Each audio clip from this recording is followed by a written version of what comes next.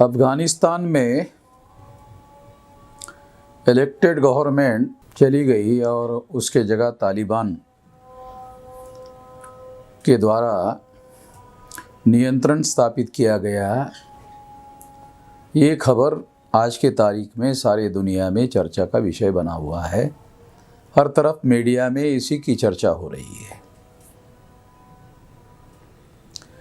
इसके बारे में मुझे जो लगता है, मैं कुछ बातें इसके बारे में जो देशवासी लोग हैं उन लोगों के सामने अपने ख्यालात भी रखना चाहिए। इस बात को ध्यान में रखते हुए मैं अपनी बातें यहाँ रखना चाहता हूँ। सबसे पहली बात तो मैं ये बताना चाहता हूँ कि तालिबान के द्वारा जिनको राष्ट्रपति बनाने की चर्चा हो रही है वो बिरादर या बारादर ऐसे नाम के व्यक्ति है। उनको राष्ट्रपति बनाने की चर्चा चल रही है। तो ये बारादर कौन है, इसकी जानकारी करने के बाद ये पता चला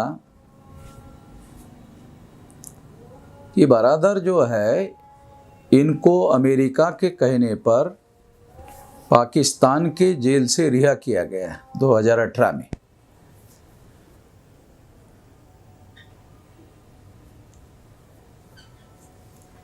जिनको अमेरिका के कहने पर जेल से निकाला गया और जिस व्यक्ति को निकाला गया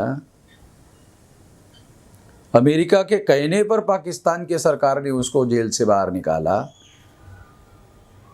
वो व्यक्ति तालिबान के तरफ से राष्ट्रपति बनाया जा रहा है। ऐसी ज़्यादा से ज़्यादा खबरें मीडिया के तरफ से आ रही है। इससे ये आशंका बन रही है कि अमेरिका जो पूर्व में जो घनी सरकार थी, वो सरकार अमेरिका को ऐसा लग रहा था कि ये अब हमारी लायबिलिटी है। पिछले 20 साल में हमने 29 लाख करोड़ रुपया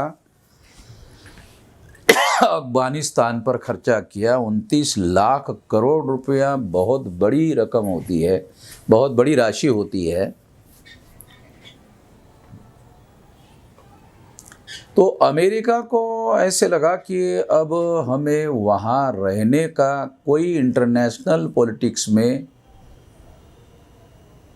बेनिफिट होने की कोई बात हमें दिखाई नहीं दे रही है।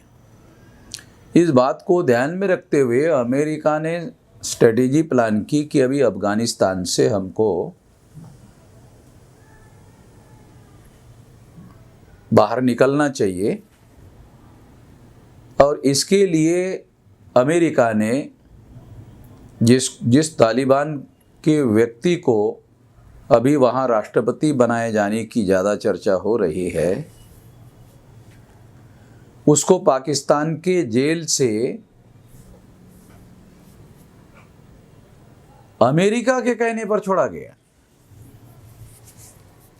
अमेरिकन सरकार के कहने पर छोड़ा गया था ट्रंप के समय में।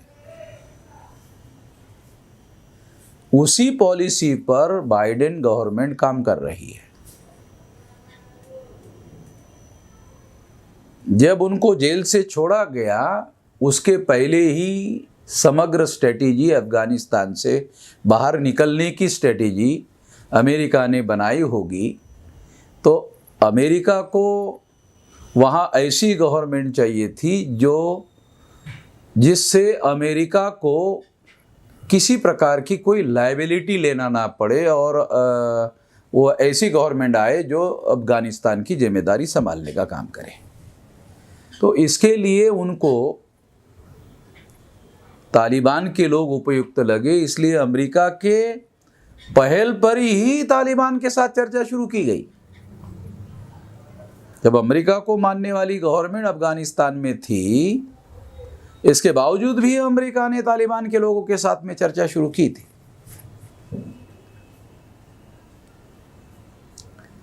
और इस बात को ध्यान में रखते हुए मुझे ऐसा लगता है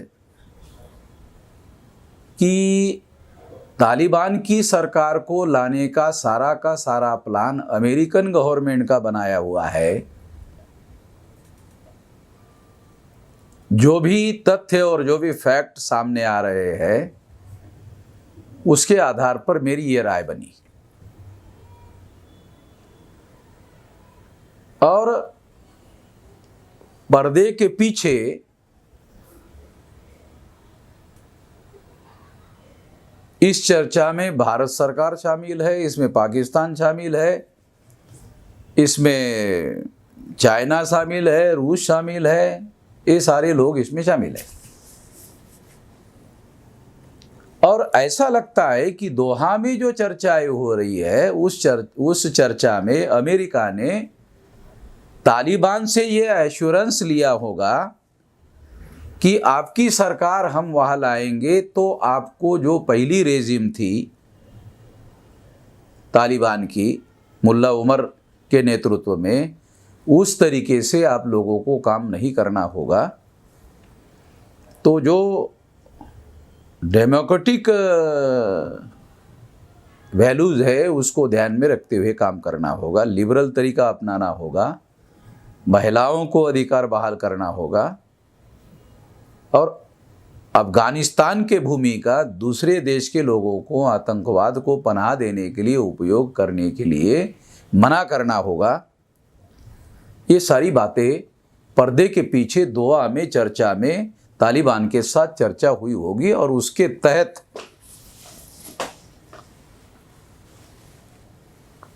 ये पूरा का पूरा प्लान अफगानिस्तान में अमल में लाया जा रहा था। जो अशरफ गनी की सरकार थी वो पूरी की पूरी अमेरिकन गवर्नमेंट के ऊपर निर्भर थी। जब अमेरिकन गवर्नमेंट खुद ही तालिबान को सत्ता सौंपने के लिए पर्दे के पीछे वार्ता कर रही थी, तो इसका दूसरा अर्थ होता है अशरफ गनी का समर्थन अमेरिका ने विड्रॉ कर दिया था। केवल फिजिकली विड्रॉ करने की बात थी, तो वो उसके लिए मिलिट्री जो है विड्रॉ करने से अपने आप ही तालिबान के लिए रास्ता खोलने का रास्ता तय हो गया था। और ये सारी जानकारी अशरफ गनी को थी। उसका जो वाइस प्रेसिडेंट है, जो अशरफ गनी के साथ में विदेश में भागा नहीं है, अभी भी वहाँ पर है, उन्होंने अपने आप को वर्किंग अफगानिस्तान का प्रेसिडेंट घोषित किया। वो वाइस प्रेसिडेंट था। उसने जो बयान दिया उससे भी ये बात सिद्ध होती है कि बाइडेन के साथ वार्ता करने का, चर्चा करने का कोई मतलब नहीं है। इसका मतलब है उनको पहले से मालूम था कि अमेरिका के लोग, अमेरिकन गवर्नमेंट जो है वो तालिबान के साथ वार्ता कर रही है। बल्कि उन लोगों को अंदरूनी सारी कहानी मालूम होगी कि अमेरिका तालिबान को सत्ता सौंपने के प्लान पर काम कर रही है। इसलिए जो वर्किंग प्रेसिडेंट अपने को आपको घोषित करने वाला, कार्यकारी अध्यक्ष घोषित करने वाला जो व्यक्ति है अफगानिस्तान का चुना हुआ, वो कह रहा है बाइडेन गवर्नमेंट के साथ बात करने का कोई मतलब नहीं है। दूसरी तरफ अभी तक अमेरिकन गवर्नमेंट ने वहां अपना मिशन है वो वहां बंद नहीं किया। भारत ने अपना जो हाई कमीशन का जो ऑफिस है वो बंद नहीं किया। डिप्लोमेटिक जो ऑफिस है, अभी तक भारत का कोई बयान नहीं आया कि उन्होंने वो वहाँ के कर्मचारी वो भारत में ला रहे हैं, मगर वो ऑफिस बंद करने का ऐलान नहीं किया। और जो लोग वहां से ला रहे हैं वो अमेरिकन गवर्नमेंट के मदद से ला रहे हैं, और अमेरिकन गवर्नमेंट उन लोगों को लाने के लिए भारत सरकार को मदद कर रही है। और इसके बदले में भारत का जो फॉरेन मिनिस्टर है एस जयशंकर, वो उनको ट्वीट करके धन्यवाद दे रहा है कि हम आपके आभारी है। इसका मतलब ये है कि भारत सरकार को भी मालूम है कि ये अमेरिकन गवर्नमेंट के सलाह मशवरे से तालिबान का ये टेक ओवर हुआ है।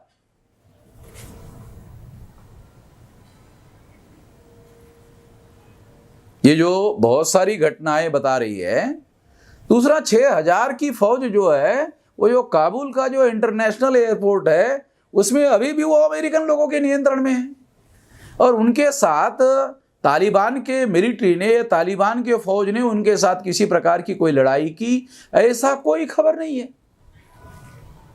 बल्कि जानकारी ये आ रही है, जो तथ्य दिखाई दे रहे हैं कि तालिबान और अमेरिका की फोर्सेस जो भी अमेरिका अफगानिस्तान में है वो कोऑर्डिनेशन में काम कर रहे हैं। अमेरिका ने जिन जिन लोगों को भी अफगानिस्तान से जाने के लिए और अफगानिस्तान से निकालने के लिए प्रयास किया, उसको तालिबान के लोग सहायता कर रहे हैं।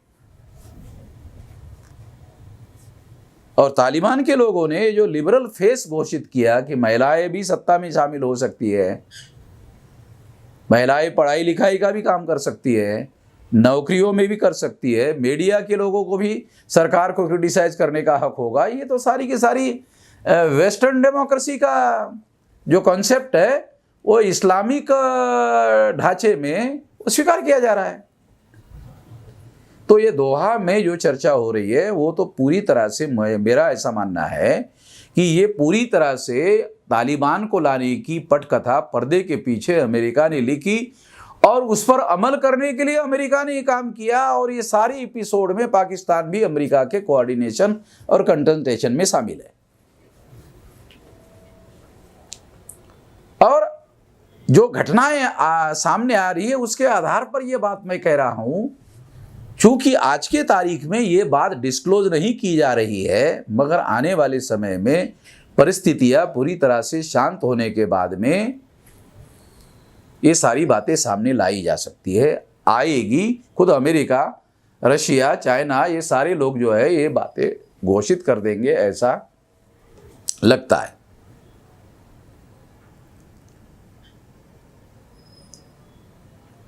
ये बातों को ध्यान में रखते हुए मुझे ऐसा लगता है कि अमेरिकन गवर्नमेंट के सलाह मशवरे से ये सारी की सारी बातें हो रही है और कोऑर्डिनेशन से हो रही है। और मुल्ला उमर की सरकार उस समय जो लाई गई थी रशियन लोगों को वहाँ से भगाने के लिए तालिबान की, वो सारी अमेरिकन गवर्नमेंट की मदद से थी। तो जो सेकंड इन कमांड थे, जिसको अभी राष्ट्रपति बनाने की बात होती है, वो मुल्ला उमर के मंत्रिमंडल में डिफेंस मिनिस्टर थे। तो वो जो डिफेंस मिनिस्टर थे मुल्ला उमर तो मारा गया है, और अभी जो सेकंड इन कमांड जो व्यक्ति था, जिसको उस समय अमेरिका के लोगों ने ही तैयार किया था पाकिस्तान की मदद से, आज उसी की मदद लेकर तालिबान की सरकार अमेरिकन लोग ला रहे हैं और वहाँ से वो मुक्त होने की कोशिश कर रहे हैं, हर प्रकार की लायबिलिटी से मुक्त होना चाहते हैं। तो एक तो ये है क्योंकि अफगानिस्तान में 29 लाख करोड़ रुपया खर्चा होने के बाद भी आज के तारीख में अफगानिस्तान में रहने की कोई प्रासंगिकता, कोई इंटरनेशनल पॉलिटिक्स में अमेरिका की कोई बेनिफिट नहीं है, बल्कि अमेरिका वहाँ से निकलकर अपने रिसोर्सेज बचाना चाहता है।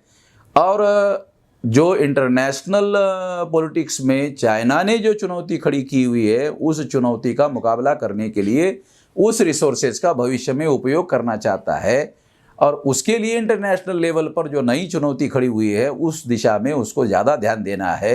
इस बात को ध्यान में रखते हुए अमेरिका अफगानिस्तान से निकलना चाहता है, और तालिबान की मदद से ही वो निकल सकता है, बगैर लायबिलिटी के निकल सकता है। यही रास्ता उनके लिए सही था, ऐसा उनकी मान्यता थी, और उसके आधार पर वो वहाँ से निकल गए, और निकलने के लिए ये रास्ता उन्होंने ढूंढा, ऐसा मेरा मानना है। इस मौके पर मैं इतना ही कहना चाहता हूँ, और इस लाइट में और भी आने वाले समय में जैसी जैसी जानकारी उपलब्ध होगी इस पर हम लोग अपनी बात करेंगे। भारतीय मीडिया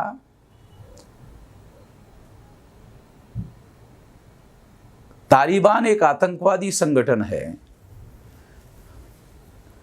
और तालिबान के लोगों पर यकीन नहीं किया जा सकता आज जिस तरह से वो बात कह रहे हैं, उनके बातों पर यकीन नहीं किया जा सकता है। इस लाइट पर भारत का मीडिया काम कर रहा है।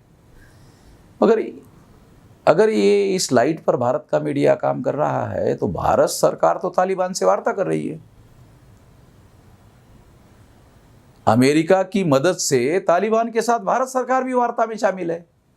इसका क्या अर्थ निकाला जाए?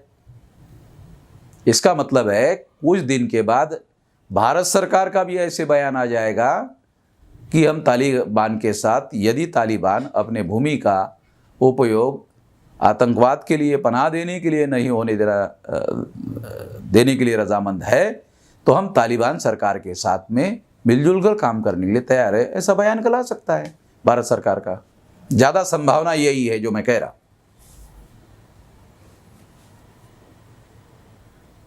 तो मीडिया जो है वो भारत के शासक वर्ग का रिप्रेजेंटेशन है। उनको आशंका है आतंकवाद का, तो उसके पीछे एक रणनीति भी होगी। वो रणनीति ये है कि यदि तालिबान को आतंकवादी संगठन के तौर पर ही प्रोजेक्ट किया जाए तो तालिबान पर दबाव बनेगा और उनको अपने अंदर सुधार करने की कोशिश करनी होगी, तभी इंटरनेशनल कम्युनिटी का समर्थन मिल सकता है। इसके लिए भी ये दबाव जो है भारत का मीडिया पैदा कर रहा होगा, ऐसा कहा जा सकता है। अब मैं इतना ही कहना चाहता हूँ। बहुत सारी बातें भविष्य में जैसे जैसे जानकारी आएगी करेंगे।